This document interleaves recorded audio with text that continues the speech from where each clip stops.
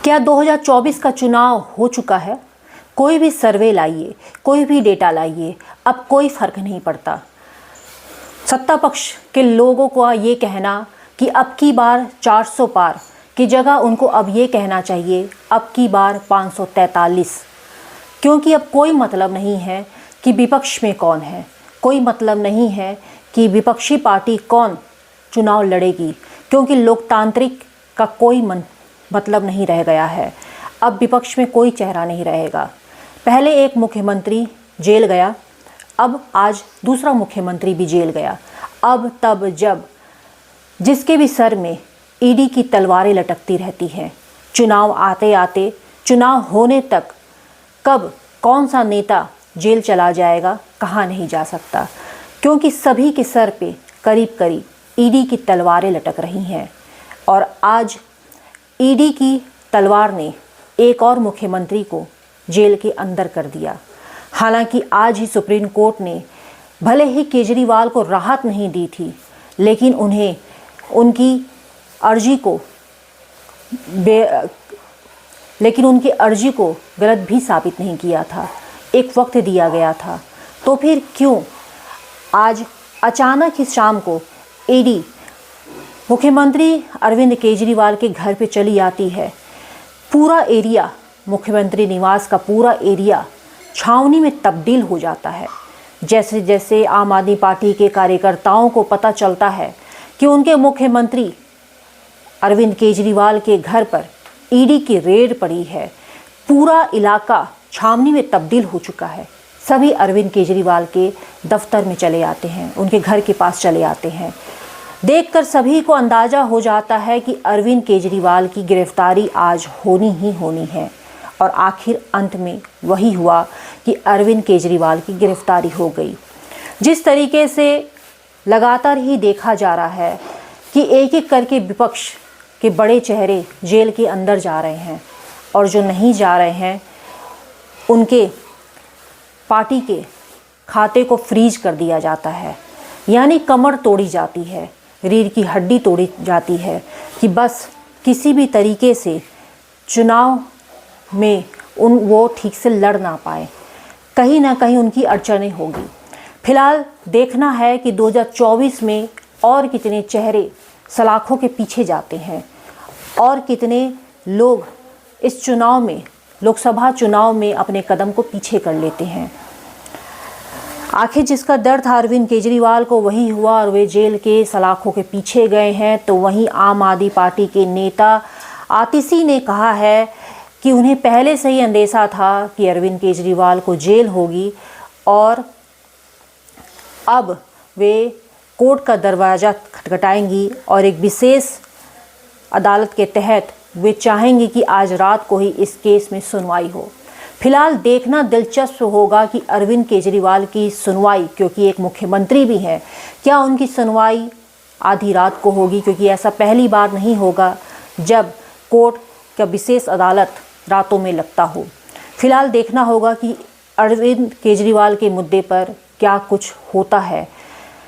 और दूसरे सवाल पर जब मीडिया ने पूछा आतिशी से कि क्या अब मुख्यमंत्री क्योंकि जेल में चले गए हैं तो अब दिल्ली की सत्ता किसके हाथों में होगी, क्या कोई और मुख्यमंत्री रहेगा, किसी और को ये कार्य सौंपा जाएगा, तो आतिशी ने कहा कि उन पर कोई आरोप सिद्ध नहीं हुआ है, तो इसलिए वो जेल से ही मुख्यमंत्री पद को संभालेंगे। ऐसी खबर आ रही है कि ईडी ने अरविंद केजरीवाल जी को अरेस्ट कर लिया है।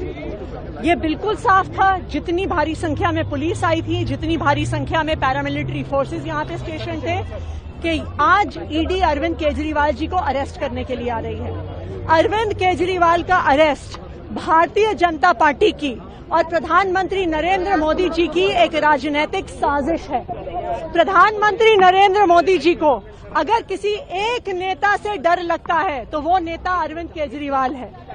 2 साल में जब से इस केस का इन्वेस्टिगेशन चल रहा है, 2 साल में 1 रुपए की भी रिकवरी ना ईडी ना सीबीआई कर पाई है। 500 से ज्यादा अफसर इस केस में लगे हुए थे, 1000 से ज्यादा रेड्स हुए, आम आदमी पार्टी के नेताओं के घर, मंत्रियों के घर, उनके ऑफिसेज में हर जगह रेड हुई, लेकिन उसके बावजूद 1 रुपया आज तक नहीं मिला है। तो आज लोकसभा का चुनाव अनाउंस होने के बाद अरविंद केजरीवाल का अरेस्ट एक राजनीतिक साजिश है, लेकिन मैं प्रधानमंत्री नरेंद्र मोदी जी को कहना चाहती हूं कि अरविंद केजरीवाल सिर्फ एक इंसान नहीं है, अरविंद केजरीवाल एक विचार है। अगर आपको लगता है कि एक अरविंद केजरीवाल को गिरफ्तार करके आप इस विचार को खत्म कर सकते हो तो आपको गलत लगता है।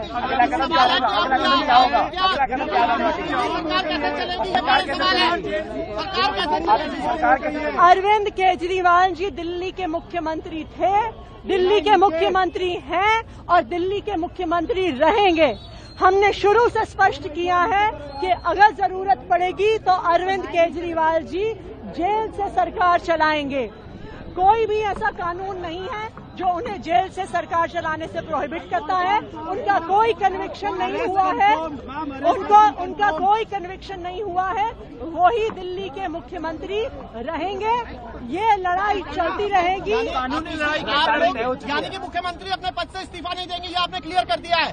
अरविंद केजरीवाल जी दिल्ली के मुख्यमंत्री हैं और दिल्ली के मुख्यमंत्री रहेंगे, ये बिल्कुल साफ है और ये बिल्कुल स्पष्ट है, इस पे कोई दो राय नहीं है। आप लोग कानूनी लड़ाई का क्या होगा? हम बिल्कुल सुप्रीम कोर्ट हमने केस फाइल कर दिया है। अरविंद केजरीवाल के अरेस्ट को क्वॉश करने का केस सुप्रीम कोर्ट में फाइल कर दिया है। अभी उसकी अर्जेंट मेंशनिंग के लिए हमारे वकील सुप्रीम कोर्ट जा रहे हैं। हम ये डिमांड करेंगे कि आज रात को ही इस केस की सुनवाई हो। क्योंकि 2 लोकसभा चुनाव सर पर है, मुख्यमंत्री दिल्ली के भी चले गए और जिस तरीके से झारखंड के मुख्यमंत्री भी जेल में गए, लेकिन आखिरी टाइम में उन्होंने अपनी पत्नी को मुख्यमंत्री बनाया था। तो अरविंद केजरीवाल के मामले में ऐसा नहीं देखने को मिला है। अरविंद केजरीवाल को पहले से ही अंदेशा था कि उनकी गिरफ्तारी हो सकती है और इसी वजह से वो लगातार सुप्रीम कोर्ट में अर्जी दे रहे थे कि ये श्योर करना चाहते थे कि ईडी उनको गिरफ्तार ना करे, सिर्फ पूछताछ के लिए बुलाए। और जिसका डर था वही हुआ, अरविंद केजरीवाल की गिरफ्तारी हो गई। अब देखना ये है कि अरविंद केजरीवाल जेल सलाखों के पीछे से दिल्ली की सत्ता चलाते हैं या दिल्ली की सत्ता अब किसी और के हाथ में जाएगी, ये देखना दिलचस्प होगा। लेकिन एक बड़ा सवाल आपसे भी है कि अगर विपक्ष इसी तरह से ख़त्म होता जाएगा तो लोकसभा चुनाव आखिर सत्ता किसके साथ लड़ेगी। आपको चैनल अच्छा लगता है तो चैनल को सब्सक्राइब करें, कमेंट करके अपनी राय ज़रूर दें और अगर फेसबुक में देख रहे हैं तो एक्स्ट्रा न्यूज़ लाइव 24 को सर्च करके उसे भी फॉलो करें और कमेंट करके अपनी राय देना ना भूलें।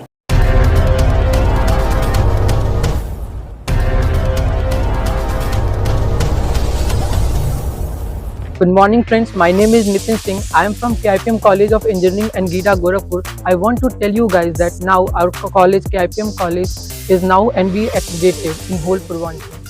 आप सभी को मेरा सादर नमस्कार। मैं सौम्या राय KIPM कॉलेज की छात्रा जो कि CSC ब्रांच में हूँ। आप सभी को मुझे बताते हुए बहुत ही गर्व महसूस हो रहा है कि हमारा कॉलेज KIPM टेक्निकल कैंपस जो कि अब NBA एक्रेडिटेड हो चुका है।